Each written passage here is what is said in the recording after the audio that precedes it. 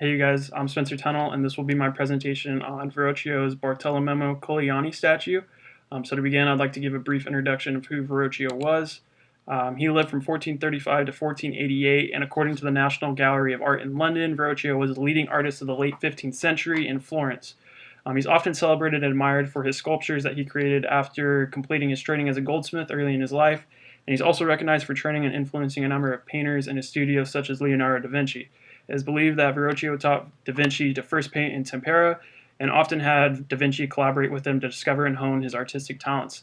It can be seen in Da Vinci's Last Supper that it was done in tempera, and Verrocchio's influence can also be seen in the Figura Serpentina twisting pose in some of Da Vinci's work, as well as the contrasting expressions that Da Vinci often practiced in his work. So going into the statue, Colleani was a career soldier that became the Captain General of Venice in 1455 until his death in 1475, and he was recognized as a great tactician and disciplinarian of the 15th century in Italy.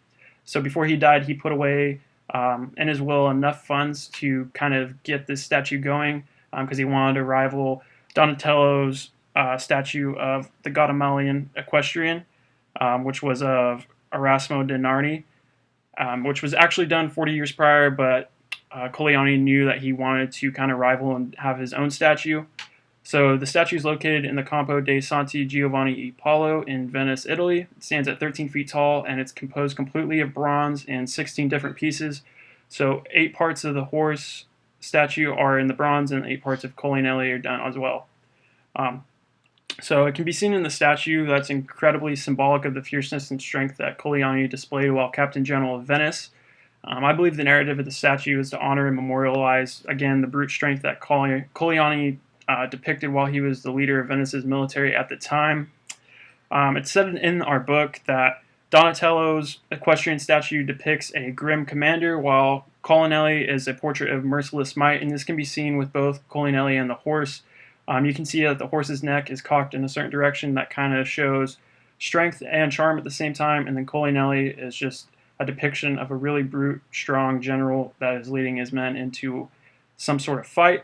I think the cultural context of the statue is to pay homage to a strong yet charming guardian of Venice, and it's also said in a JSTOR article by Alan Marquardt that a lot of the citizens of Venice at the time when the statue was unveiled went to go see it, so it obviously pays homage and is a way for the citizens of Venice to pay a memorial and respect to Colleani as a general. So my sources were, of course, the Marquand JSTOR article, which is the equestrian statue of Bartolomeo Colleani, and then the National Gallery of London's kind of introduction and history of Verrocchio, and then lastly, I used our book, Art Through the Ages, to aid in my research. Thank you guys for listening.